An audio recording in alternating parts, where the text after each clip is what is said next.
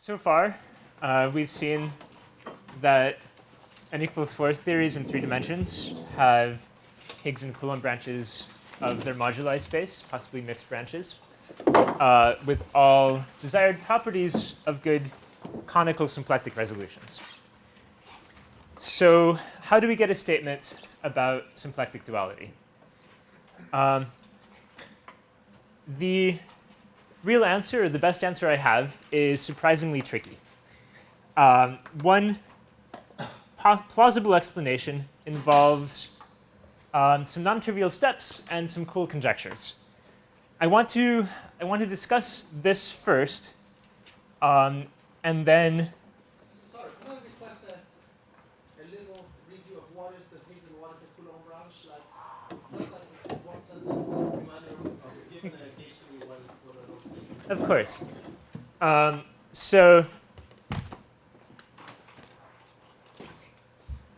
again, the data of a gauge theory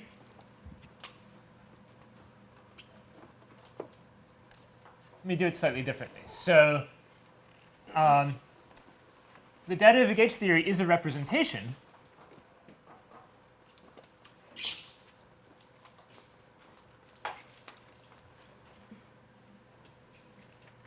and a group that it's a representation of.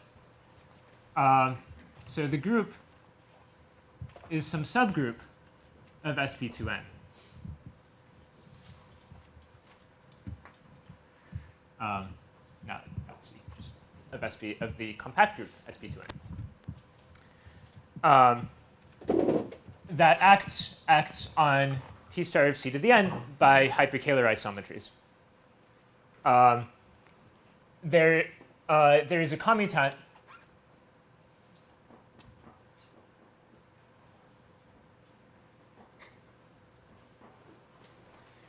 that then survives as a global or flavor symmetry group of the theory.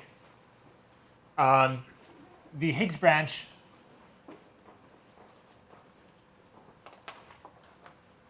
is the hyperkähler quotient V /G, and has GH as a surviving hyperkähler isometry group. The Coulomb branch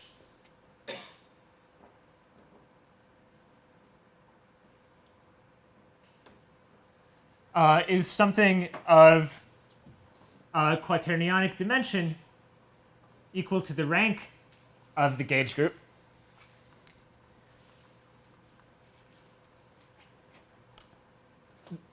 Such that holomorphic functions, or functions in general, are parametrized by the fields in a G vector multiplet.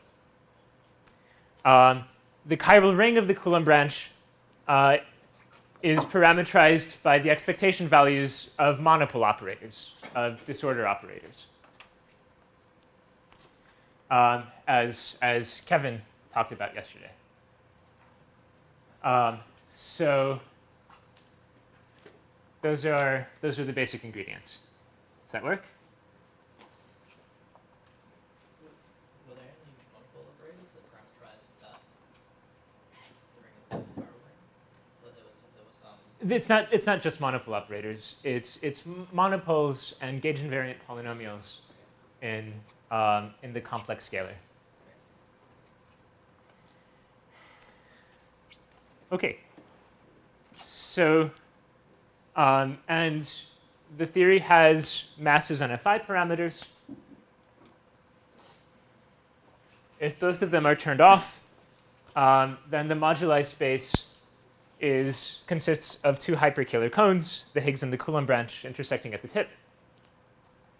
And when I start to turn the parameters on, either one side or the other, or both, get resolved and become massive. So there is a group acting on the Coulomb branch as well, G Coulomb, which at the very least includes a bunch of U1s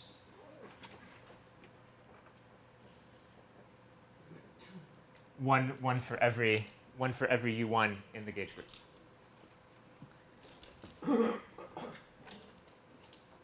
Okay. Now, to get a statement about symplectic duality, we don't just need to know that there is this theory with two moduli spaces that happen to be the ones that show up in symplectic duality. We need a few extra ingredients. One of them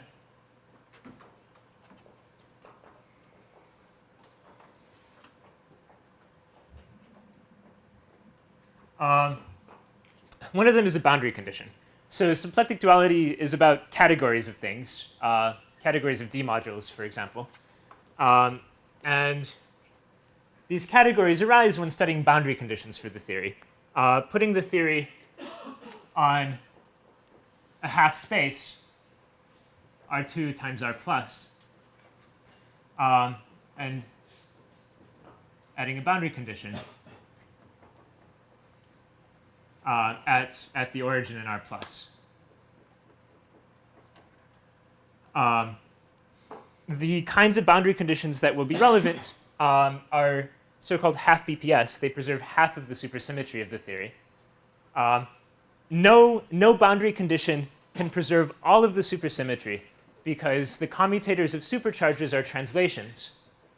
And by saying that the theory is on a half space, I have killed translation invariance in one of the directions.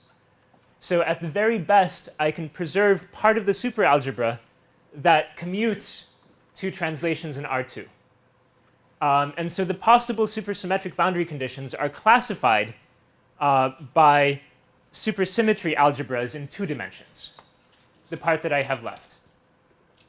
And specifically, I'll want ones that preserve 2, 2 supersymmetry in 2 dimensions. These can be analyzed explicitly in the gauge theory. So boundary condition gauge theory that these boundary conditions in the gauge theory then flow to give some boundary conditions on the Higgs branch and on the Coolant branch when I scale my parameters appropriately.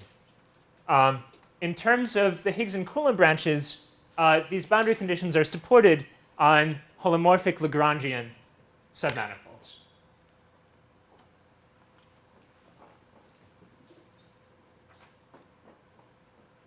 That's what preserving 2, 2 supersymmetry gets me. And intuitively, what I mean by supported on a holomorphic Lagrangian is that I have a sigma model from R2 times R plus into my target, some hyperkähler space, and I'm requiring values of the bosonic fields to lie on this particular submanifold at the boundary. So this is entirely analogous to perhaps a more familiar situation in 2 dimensions when one is considering A-branes or B-branes. And these are kind of a mixture of both. They are A-branes from viewed in a particular complex structure. They are B-branes viewed in another complex structure. Okay. Well, this is not all. I mean, we also have like U1 bundles on the A-branes in flat dimensions. Yeah. So just talking about the support is oversimplified. What the words one would use in the gauge theory is that one adds extra degrees of freedom, extra fields on the boundary, which all goes into the data of the boundary condition, and that ultimately translates to bundles and such on the A-branes or the B-branes.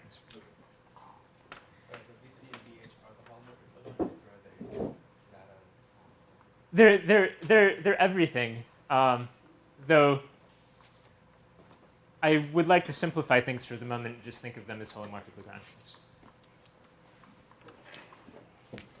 Lagrangians. We also need a topological twist.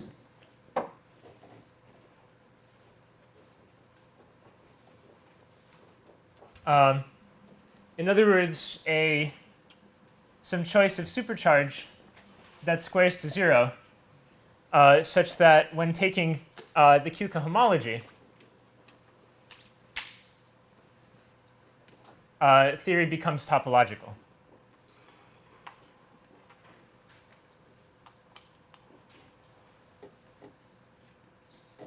We need this in order to turn the set of d-branes, sorry, not d-branes, the set of branes into a nice category, so that scales become irrelevant and we can get nice scale invariant categorical operations.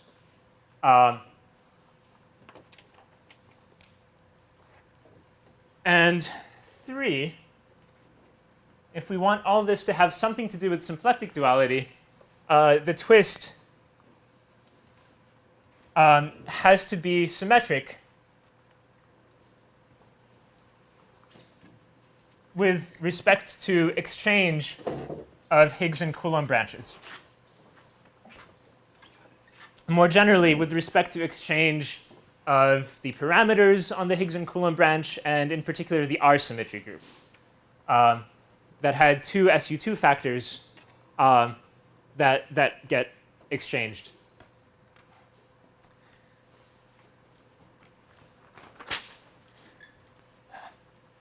Requirements 2 and 3 force us to consider 2-dimensional compactifications.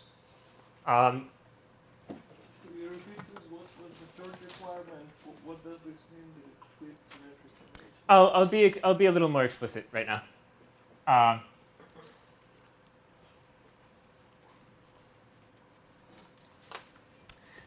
So recall from Kevin's talk that, well, Kevin said that there were 2 twists available in 3 dimensions.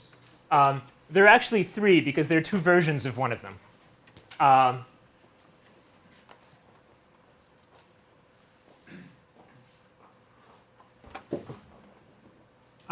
There are 3 twists from the perspective of the gauge theory. One of them is a Rosansky-Witten twist such that the algebra of local operators becomes the chiral ring of the Coolant branch. There's a second Rosansky-Witten twist in which the algebra of local operators is the chiral ring of the Higgs branch. But neither of these, so both of these are topological in 3 dimensions, but obviously neither of them is symmetric. It treats the Coulomb and Higgs branches differently.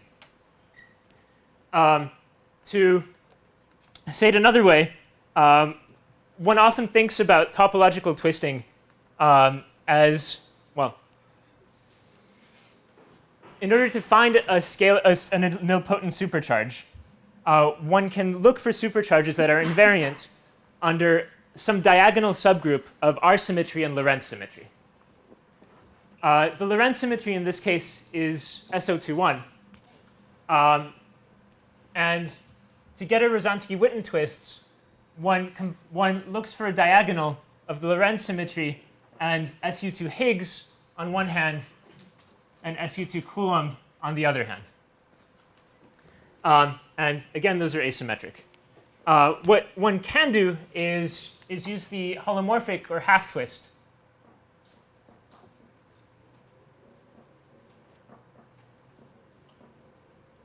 That Kevin described. And this looks at superchargers that are invariant under a diagonal combination of an SO2 inside the Lorentz group and a diagonal U1 inside the Higgs and Coulomb R symmetries.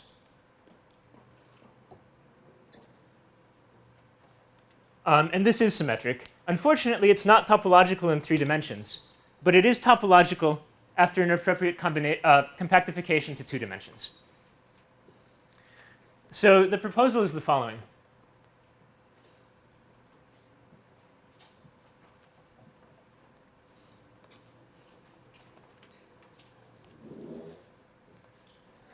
We're going to start with, well, basically that picture, we'll start with the gauge theory.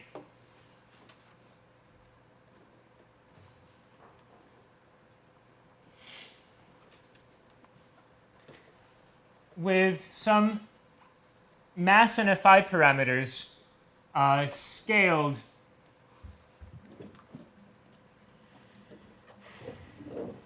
as lambda m naught, lambda inverse T naught.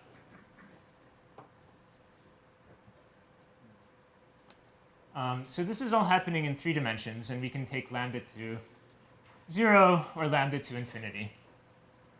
And get things that are very, very close to massless sigma model on the Higgs and Coolant branches.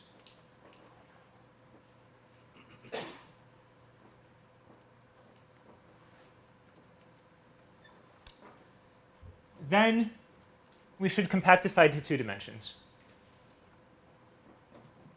That compactification depends on the radius of the circle that we compactify on. If the theory up in 3 dimensions were topological, it wouldn't care. But the twist we're using in 3 dimensions is not topological, and this is an important parameter.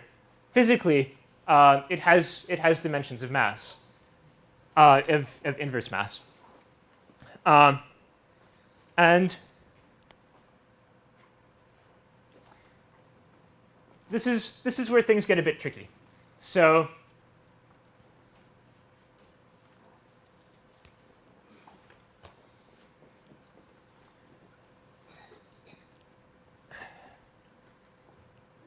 I'm going to ask you to take a few things, maybe the only things in this talk, on faith.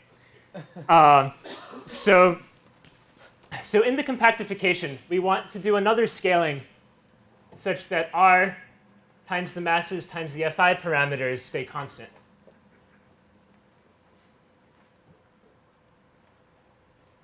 So why?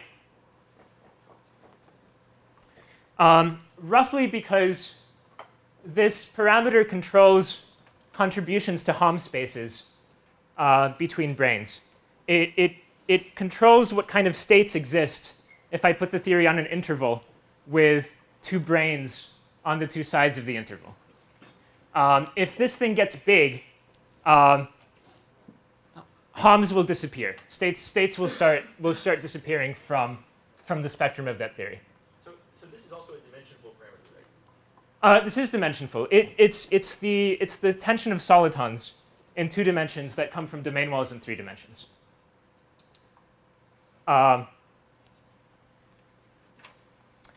There's a mathematical way to say where this comes from, at least where m times t comes from. If I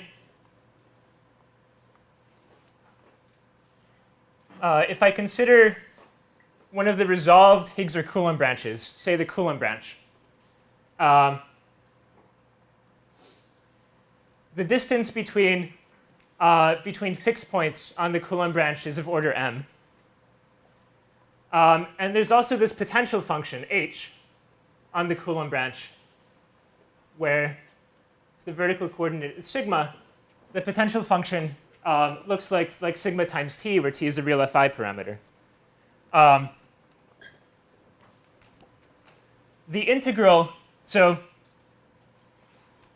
I talked a bit yesterday about looking at gradient flows for this function. A nice generating set of Lagrangians on the Coolant branch are obtained by starting at one critical point and doing a gradient flow, which may end at another critical point. And the claim is that the integral I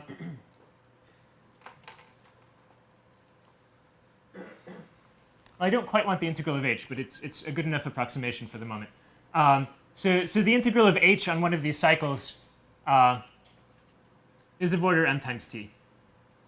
The thing I actually want is the integral of e to the h, which is of order e to the m times t.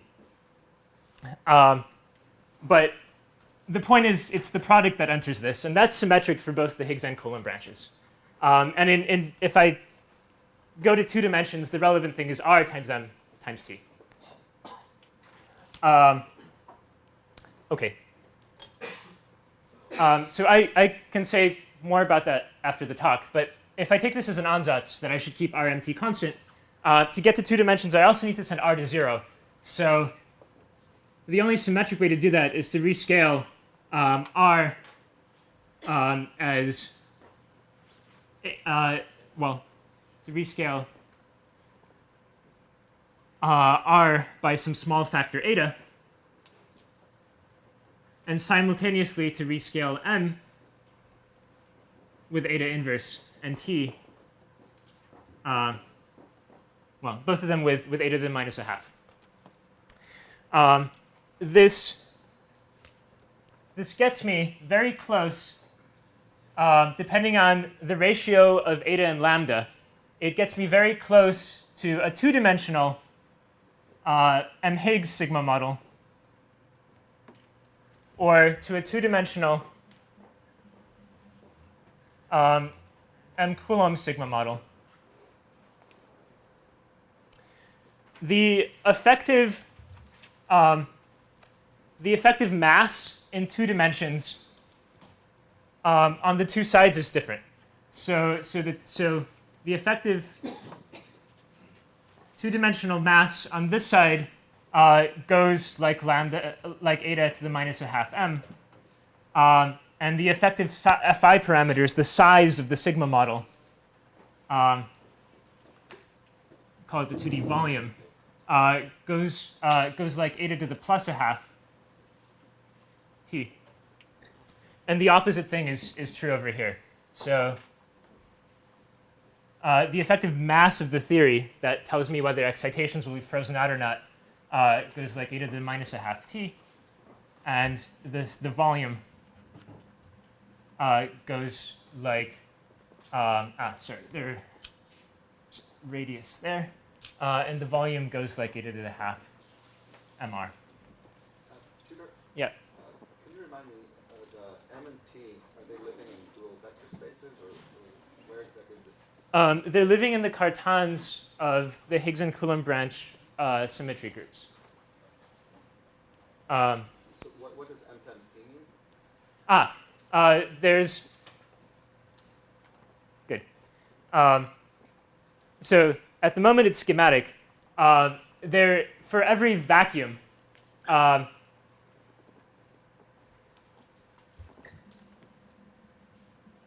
it's the value of the real moment map in a vacuum. And the real moment map evaluated in a vacuum is some kind of bilinear of M and T with some matrix coupling them together. For the correspondence, right, and so if I think of H as a Morse function, the differences in the Morse function at vacua is proportional to some bilinear in M times T. And so here I'm just treating it schematically. And so what I read as M is something like an average value of all the M's in the theory, or maybe the absolute values added together, and the same for T. That's what I mean by being schematic. Okay. Sorry, do you have other terms in H? Like 3 terms in H? There are other terms. They're not relevant on the Coulomb branch. If I drew the same picture for the Higgs branch, it's the other terms that I would consider in H, and I would get the same value of H at every vacuum. When I'm working on the Coulomb branch, the other terms are 0. When I'm working on the Higgs branch, this term is 0. And just make sure this node point are critical points for H? Or? Yes.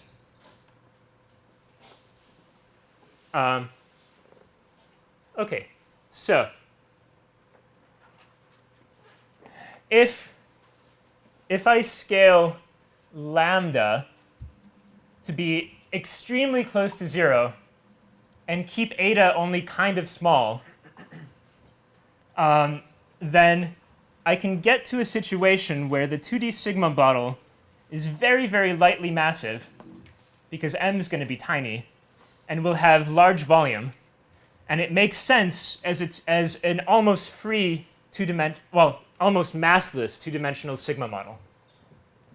The same is true on this side if I take lambda to be extremely huge and eta only kind of small. And my claim is, well, so conjecture 1, formulated in discussions with Davide and Kevin Costello, is that the categories in the two-dimensional theories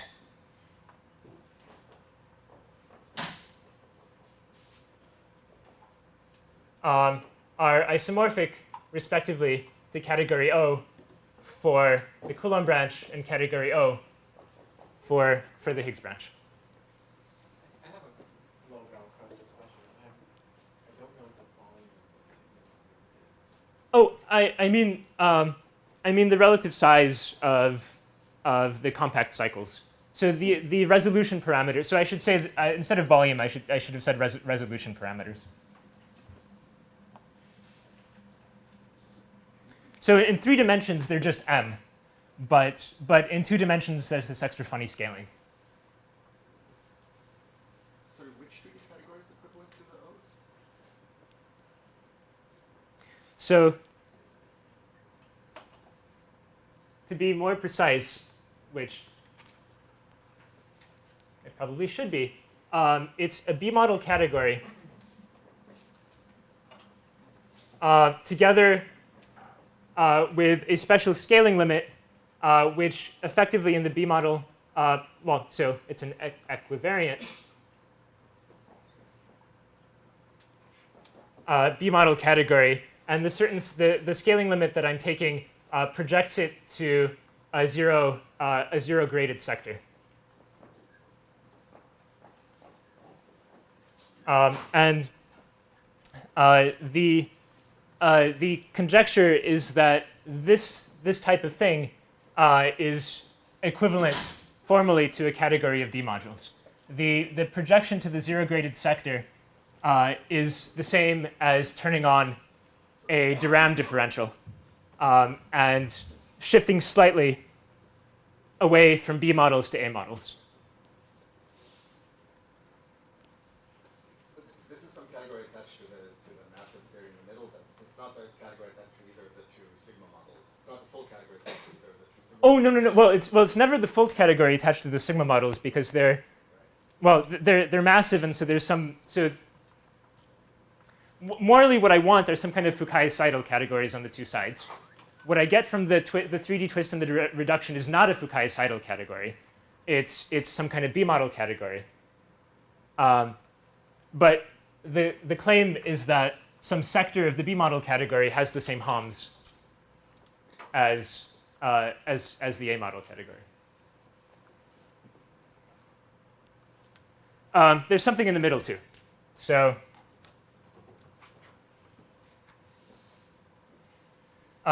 if I take eta all the way to 0, then what I end up with is a massive Landau-Ginzburg model.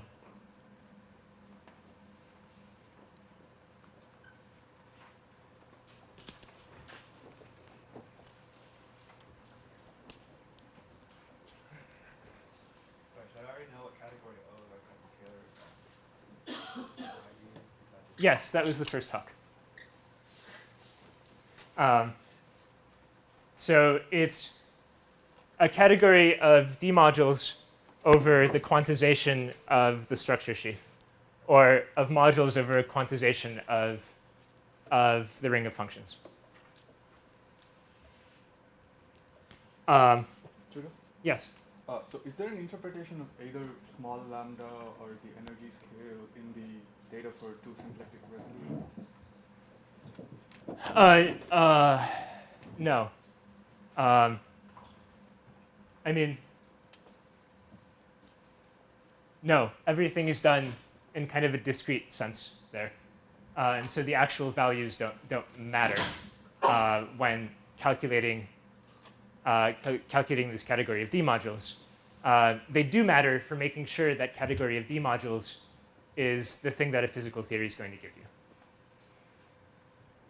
So there's some algebraic object that is appropriate in a certain parameter regime in this picture.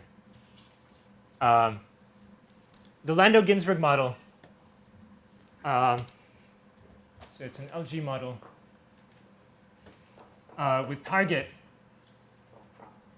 C to the rank of the Coolant branch times C star to the number of hypermultiplets.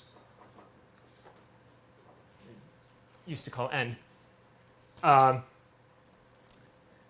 And some superpotential that has nothing to do with the 3D superpotential. Call it W tilde. Well, that involves some logs and some bilinear terms. And I don't think I have time to describe it. What is the rank of MC? Oh, is that what I wrote? I mean G. Sorry, it's the rank of the gauge group. I can so in a particular example, if I look at the T star of CPN theory that had G equals U1 and n hypermultiplets. I lied. I can't actually describe it explicitly. In this case, it looks like this. It's sigma t plus a sum of logarithms of the effective real masses of the hypermultiplets. It looks schematically like the real moment map H up in 3 dimensions, except now sigma is a complex parameter. The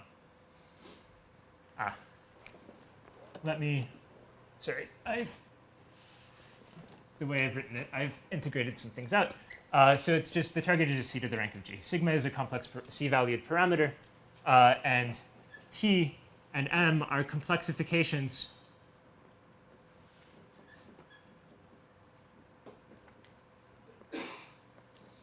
of the real mass and Fi parameters from 3 dimensions. So I didn't just get this out of thin air. One way to derive it is to take the gauge theory, reduce to 2 dimensions, apply Hori-Vafa mirror symmetry, and one gets some Landau-Ginzburg model with that superpotential. And then, well, at least after taking the limit. Sorry, does this limit, are we still looking at a 2D theory, or is this taking steps or something? No. It's just 2 dimensions. It's a limit of parameters in the 2-dimensional theory. There's just a single circle that's getting very small in this limit. That is, sorry, the role of eta was to shrink the size of the circle. Sorry, Tudor, so that parse the two nodes. Yeah. There's an analytical model with target like the Cartan or something? Yes, indeed. And like maybe the Yeah. No, that's a much better way to say it. the superdimension is the character of the representation. No. I mean, no. So sigma lives in the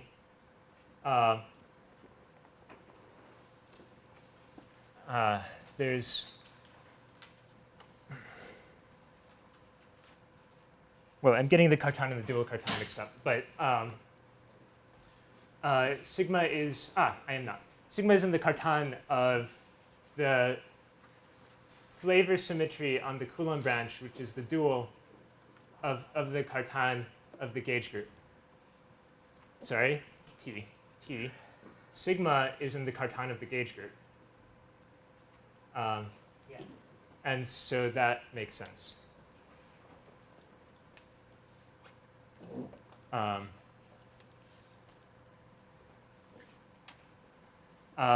And indeed, and so these are weights of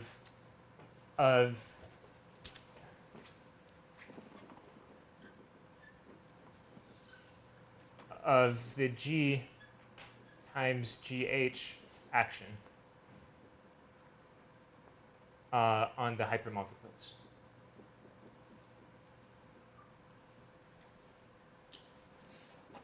M lives, well, ignoring complexifications for the moment, M lives in the Cartan of the Higgs branch flavor group.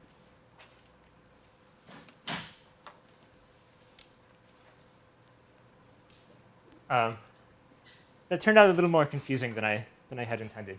I really wanted to write down the second conjecture.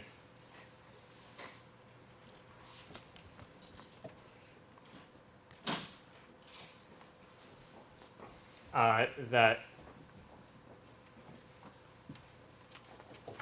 both categories O were actually equivalent to the LG category. And what I mean by the LG category is a Fukaya-Seidel category for that AG model. An A model category. So you said to construct these categories, quantize the algebra Yep. functions on this moduli spectrum? Yep, getting to that. So my question is, does that quantization correspond to quantization of some classical field theory? Does it have some physics interpretation? Yeah, getting to that. OK, so that's the big picture. It has lots of non-trivial steps. It does have a few precise and testable conjectures. It is systematic to compute branes and Hom spaces in this Landau-Ginzburg category. They look like Lefschetz thimbles for that superpotential, for the real part of that superpotential. And we've checked in simple examples that there's a match between this and what one gets in category O. Anyway, so it's checking this is very concrete, and it seems to make sense. So tricky steps aside, there are a few things that one can say about symplectic duality directly in 3 dimensions, like quantizing the algebra of functions. Yes? So I assume it's called category O because in some special case there are uses to the category O geometric replicator? Yes. So what I mean by category O is the Braden-Licata-Proudfoot-Webster generalization. Okay, but That I just want to know in that special case, what is the LG category? it's a category generated by Lefschetz thimbles. That's There's not, like, superpotential. some explicit description in terms of the group that it's working on or something? No, there isn't, which is kind of lovely because it looks completely different. But what does the superpotential look like? For in this T-star of Pn example, if I look at the sigma plane, there are a bunch of logarithmic singularities, and they're spaced out. Their position depends on the values of these masses. The Lefschetz thimbles in the right regime are cycles. They're Lagrangian cycles that start at one singularity and go to the other, except for the last one, which goes off to infinity, which schematically looks a whole lot like category O for the Zn singularity, that sausage picture with branes wrapping links. And the claim is that one can use literally intersections of cycles like this to compute Hom spaces in category O. Great. All right. Quantization. This is gone.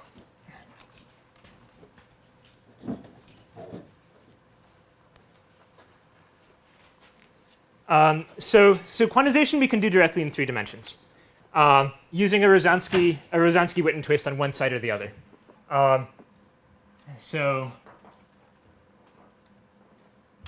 And it gives some results that are good enough for computing a few things about category O, though not things like Hom spaces. So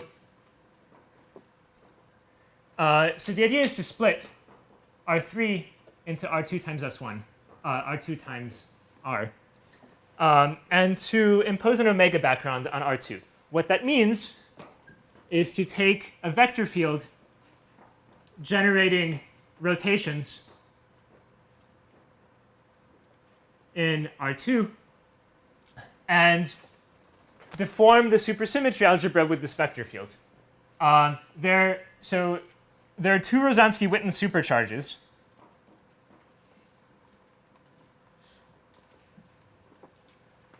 We call them QC and QH, such that the Coolant Branch chiral ring is in the cohomology of one, and the Higgs Branch chiral ring is in the cohomology of the other. And I want to deform. These are both nilpotent, and I want to set them equal not to 0, but to the Lie derivative with respect to v, with some parameter h bar, or qh squared equals h bar, Lie derivative respect to v. The effect of this is to quantize the chiral rings on either the Higgs or the Coolant branch. Why does that kind of thing work? Schematically,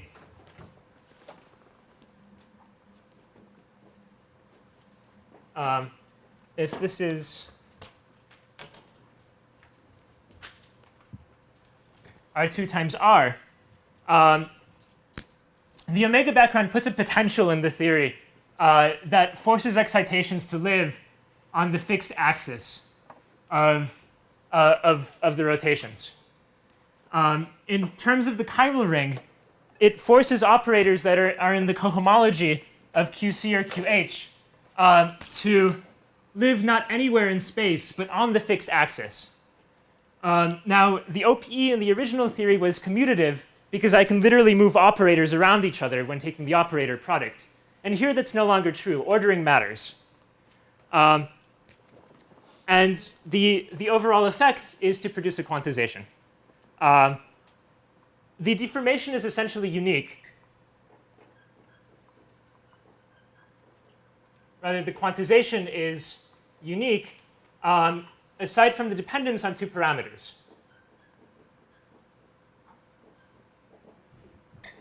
Complex masses and complex Fi parameters in the two cases. These play the role of periods for the quantization.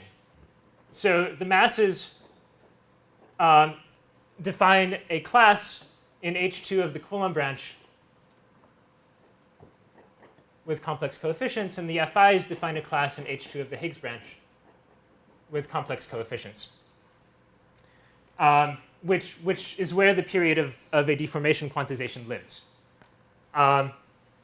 Now, in the category O story, integral values of the periods played a very special role, and they do here as well. Setting these parameters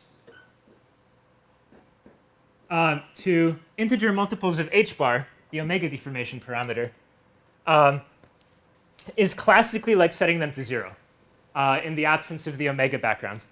Specifically, what that means is that in the presence of the omega background, these don't kill any part of the moduli space. There are still excitations of fields that, with some angular momentum around the axis, that are effectively massless in the omega background. Okay. So what does one get? For example,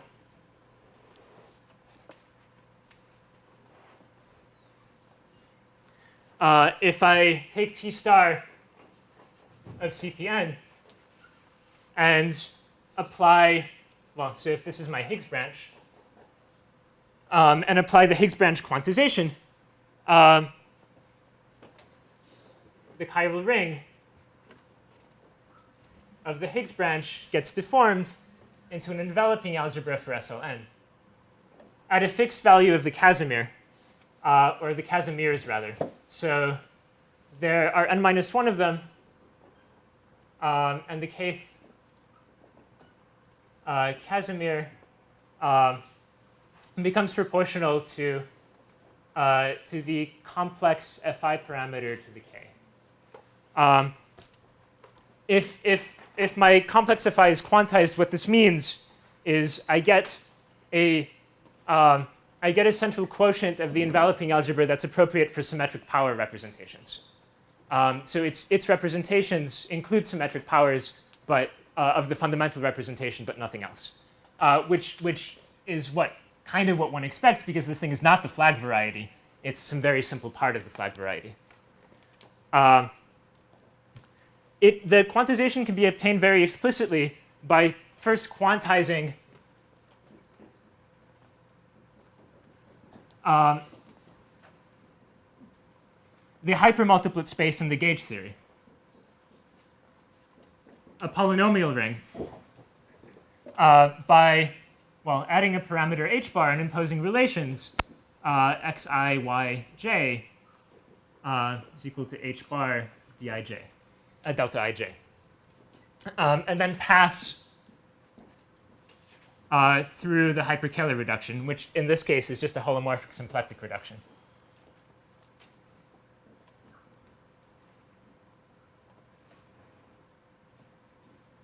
And one gets that algebra in a fairly well-known way. On the Coolant branch, things are more intrinsic.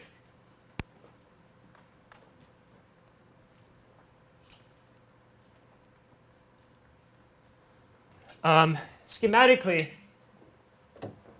the Coolant branch chiral ring has the form V alpha plus, V alpha minus equals some product of phi's, where the V alphas are the monopole operators. And so Kevin wrote down a more complete formula yesterday. In the C2 mod Zn example, the equations are V plus, V minus was a product from 1 to n of phi plus mi. It's a resolution of the Zn singularity. And the quantization does the following. Let me call this P of phi. It sets V plus, V minus equals to P of phi minus h bar over 2. V minus V plus equals P of phi plus h bar over 2. And the commutator of phi with V plus minus is plus minus h bar V plus minus. So in particular, if n equals 2, and this is, again, a copy of T star P1, I get the enveloping algebra for SL2. Phi is playing the role of the Cartan, and V plus and V minus are raising and lowering operators. I think more generally, this thing is called a spherical Cherendic algebra. And in other cases of, say, non-abelian theories, linear quivers, one gets things like Yangians or quotients, other quotients of Yangians and finite W algebras, as I think has been very well described in the math literature. Well, at least for certain classes of quivers. This is all in the case that G is U1? This is in the case that G is U1. These equations hold a little more generally with some denominators in the case that G is UN. And so one can make sense of this very concretely for any gauge theory whose gauge group is a product of UNs. And there's some proposal for other groups, but I'm only going to claim to know what happens for UN. Okay. Should I say the Casimir is fixed as well. Well, that's what the masses do. And sorry, I should have put a C on this. These are complex masses. And so the quantization depends on that. I just haven't, well, the relation is hidden inside the piece. OK, this algebra acts on boundary conditions. Well, it acts on many things, but in particular, how should I think of it? I've got some operators living on the axis of the omega background. They collide with each other to produce an algebra. But if I add a boundary condition at the bottom, if I make this a two-dimensional omega background, not times r, but times r plus with a boundary, well, then they collide with the boundary. And they may satisfy some relations when they collide with the boundary, and that defines a module. Another way to say it is that this theory is effectively one-dimensional. It's quantum mechanics. And I'm acting on some Hilbert space of the quantum mechanics as specified, roughly, as specified by that boundary state. OK, so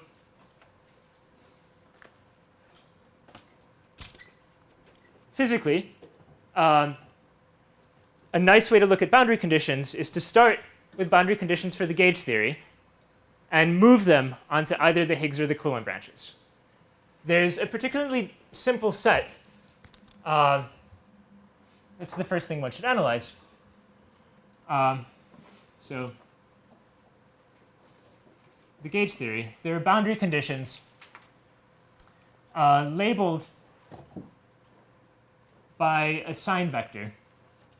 It's -1 to the number of hypermultiplets. And so what I'm saying is going to be true for abelian gauge theories. In the non-abelian case, one wants to make sure that these boundary conditions also preserve gauge symmetry, and that's going to put some extra restrictions on them. But the most general thing is this, if I don't care about gauge invariance. So they're defined the following way. 2, 2 boundary conditions in the gauge theory do the following thing. So on the vector multiplet, to describe this, let me write the r plus direction as perp and the r2 directions as parallel, perpendicular and parallel to the boundary. So in the vector multiplet, there's a gauge field. And I want to give it, so everything gets either Neumann or Dirichlet boundary conditions. Dirichlet means it's fixed on the boundary. Neumann means its normal derivative is fixed, but the field itself is free to vary. So on the vector multiplet, I will impose Neumann boundary conditions on the parallel components of A, which basically means the gauge symmetry is unbroken at the boundary. And similarly, phi is 0. So once I do this, the rest of it is determined by supersymmetry. So if I want unbroken gauge symmetry, phi gets Neumann boundary conditions. Sigma plus I gamma gets Dirichlet boundary conditions. Should say, so this is at the boundary. I can set it to 0, but more generally, I can set it to a constant, and that constant is usually called a two-dimensional Fi parameter. It has nothing to do with the 3D Fi parameters, and I'm sorry for any confusion. It will always, well, it'll be a 2D index. For the hypers, so this is canonical. For the hypermultiplets, I have choices. If the ith component of the sign vector is +1, then I'll give Neumann boundary conditions to xi and Dirichlet boundary conditions to yi. If the ith component is -1, I'll do the opposite.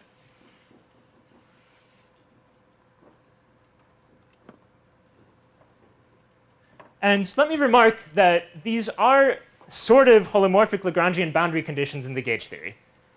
In a sigma model, I claimed that 2-2 supersymmetry made you look at holomorphic Lagrangians, and that's kind of what's happening here. The hypermultiplet moduli space, or the before gauging, the hypermultiplets parameterize T star of C to the n, and I'm just killing half of the C's, either base or fiber coordinates. And kind of the same thing for the vector multiplet. This is actually a holomorphic Lagrangian in phi sigma gamma space. So what do these look like on the Higgs and Coolant branches?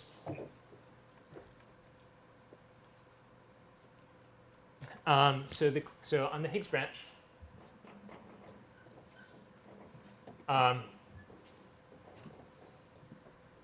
these boundary conditions flow to irreducible, smooth, irreducible, holomorphic Lagrangians.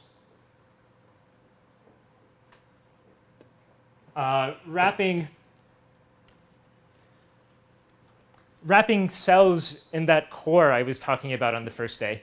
So in the case of T star of Pn, they'll wrap conormal bundles to Schubert cells.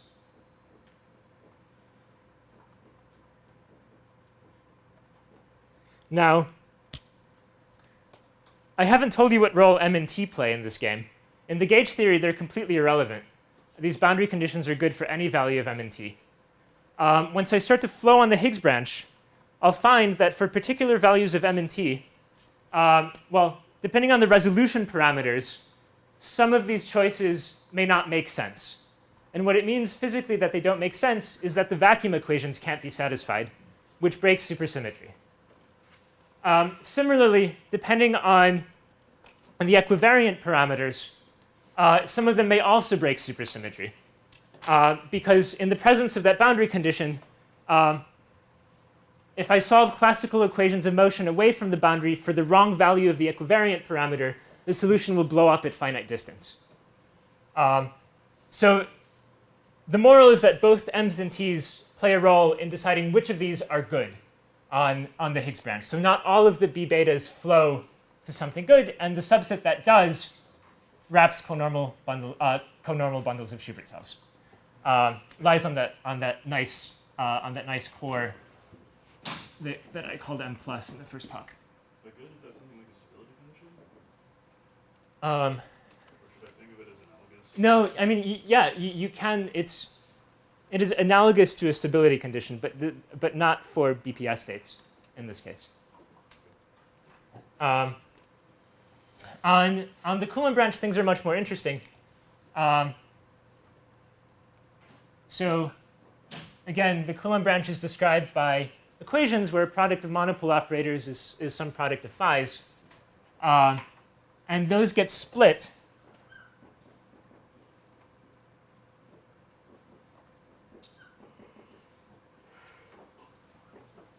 depending on the choice of beta. So again, in my T star of Pn example, the Coolant branch is C2 mod Zn, minus 1. And the boundary condition looks like this. The 2D phi parameter plays a role, and I get a product of I such that beta I equals plus phi plus mi complex, and v minus is e to the minus t to the product over I such that bi equals minus phi plus mi complex. These are weird. They're not supported on that nice invariant core unless I rescale the fi parameter to 0. If I do that, well, not that weird. They're still holomorphic Lagrangians. They just don't have the right support. And to give them the right support, I can take a limit where T2D goes to plus or minus infinity.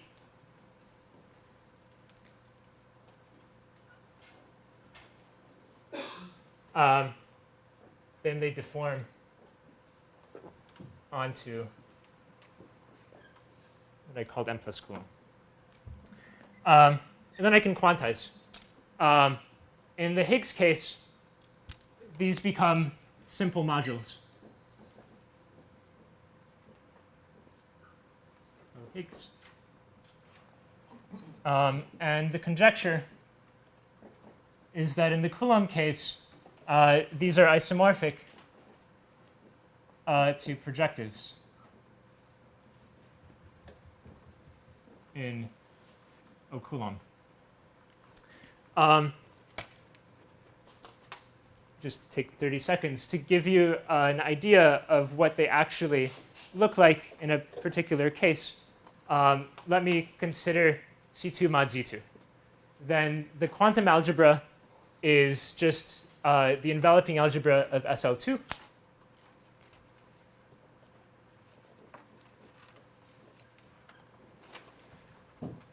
And these look like some generalization of Whittaker modules. So V plus and V minus are raising and lowering operators. If I write them in a more standard way,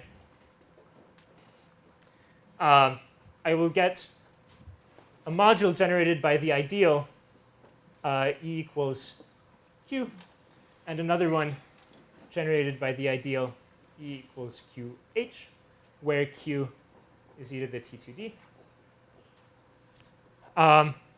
And when I send Q to 0, or really for any finite value of Q, there's an isomorph. Well, so when I send Q to 0, this becomes some kind of highest weight module that actually lives in category O. But for finite values of Q, there's still an isomorphism between this and highest weight modules.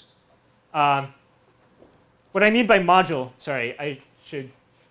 So I mean that I take this appropriate central quotient of U of SL2 and divide by the ideal generated by something like E minus Q. This is called a Whittaker module for SL2. This is some generalization. This one turns out to be isomorphic to the big projective, the one that was an extension of two Verma modules. And this one is the small projective that's actually a Verma module. OK. And the conjecture is that all the projectives can be generated this way. That is all. Thank you.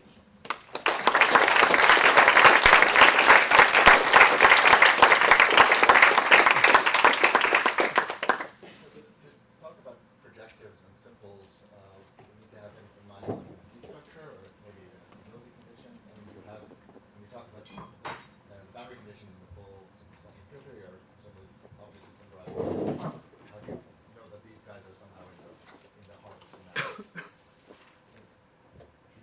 What's the key structure here? The word simple and projective don't make sense in this way. So what shows up here, and I'm not sure if it's exactly the right thing, but what shows up is dependence on my real mass and Fi parameters, and that so that cuts down on the number of boundary conditions, and in particular, it gives you a notion of what should be a highest weight direction. Because so indeed, a module like this is isomorphic depending if I look at highest or lowest weight modules in category O. Well, not in category O, highest or lowest weight modules of UF SL2. It's isomorphic to Both in slightly different ways. But only one of those isomorphisms makes sense as Q goes to 0. But more generally, so the thing I do see is that depending on the values of the M's and the T's, some of these break supersymmetry and some don't. I don't know if that's quite the right thing for what you're asking. You're just saying we need an abelian category and not a derived category. I mean, he's producing like an honest module, But why? I guess the question is that I'm presuming in other settings in physics this happens because you have something much stronger. You have a stability constraint, and most of them think it's central charges. I mean, are these mass and Yes. use the notion of central charges? Oh, absolutely. So there's some stability condition. Absolutely. So to go back to an equation from a few days ago, the supersymmetry algebra looks like q squared is p plus, there is this term ZAB. And these are actually the m's and the t's. They are indeed central charges, in the same sense that they were in 4D.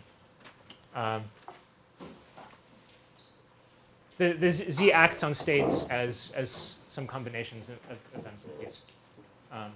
So I think that's the role they're playing. The statement Sorry. about deformation quantization, is it that the chiral rings are deformation quantization of the twisted theory, or is it of the physical? Oh no, they're. I'm just a little confused by whether I should think of the omega deformation still as being some. I mean, the answer is that it doesn't matter, and you can. So what does it mean to think of it as a topological theory? It means to take Q cohomology with respect to those deformed supersymmetries that squared to isometries. So yes, the quantum chiral ring generators live in the Q cohomology of those omega background supercharges. So yes, they live in the twisted version of the theory. But there is a full theory out there. I mean, it doesn't matter whether you think of it as topologically twisted or not. This particular quantized chiral ring exists in both. I think I'm just not understanding this on some base level. Q squared is not 0. I don't know what Q cohomology is. Well, you do it equivariantly. So if you're taking equivariant cohomology, you also have a D that doesn't quite square to 0. Q squared is a rotation, and you're looking at things that are in rotation invariant, so it squares to 0 on rotation invariant. Thanks. Yeah, exactly. Which is why things have to, in particular, why the operators are fixed to lie on this central axis. Maybe this is this expression over again, but down in your lambda Ginsburg model, you're supposed to have something that's equivalent to both categories. The categories Yes. are supposed to be kind of causal dual to each other, so the T structure on one side is not. Yeah. So there's. So is there some way of seeing in a simple way that? So I confirmed recently with Ben that there is an involution that flips one side, and so the version of the actual version of the symplectic duality that one gets actually uses the same stability structures on both sides, and in particular the ordering of the vacua is exactly the same on the two sides. The ordering of the critical points. Physically, it's a question of switching from left to right boundary conditions, and so there's some operation that you can use to go from up to down. Tudor, I think they're asking about the gradings. You're asking about the gradings. Yeah, I think that's what they've been asking about the whole time. Like right, you've got like the two gradings, the internal and the homological. They come up in. Yes. So the homologic, right? So I can tell you where they come from in the LG model, and the answer is not obviously the same as where they come from in category O. So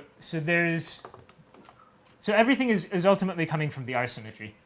So there's this SU2H, there's SU2 Coulomb, and there are two U1s sitting in here. A particular combination of them is a homological grading, and another combination is the internal grading in this category of boundary conditions for the LG model. there is something slightly. I still don't know exactly what to match to in mathematics. Specifically there's a diagonal, which is the one I used to do the topological twist, and that's going to end up being a homological grading. There's also an anti-diagonal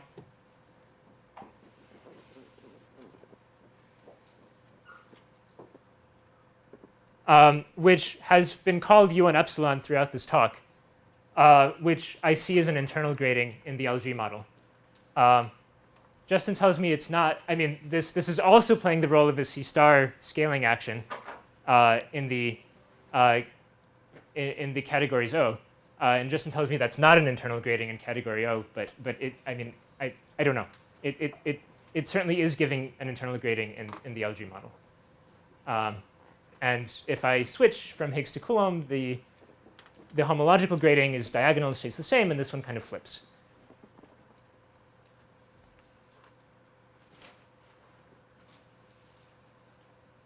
Homological grading seems like it's the same on both sides. Yeah. So you're naturally getting an appealing.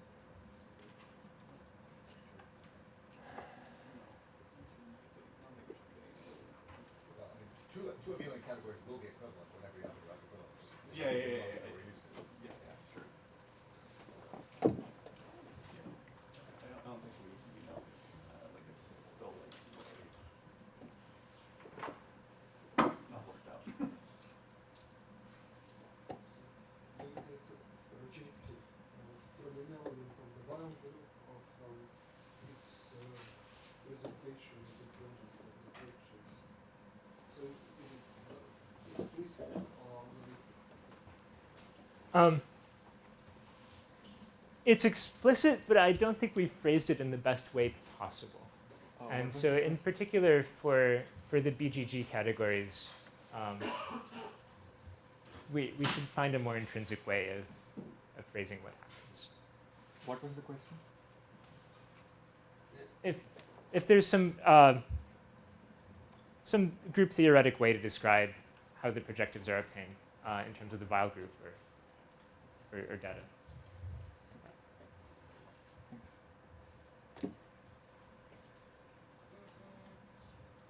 the representation theory you can construct an algorithmically but not explicitly except Oh, I mean, it is. Sorry, it's much more explicit than the extensions that go on in representation theory, because there's just some ideal that I quotient by to get the whole module.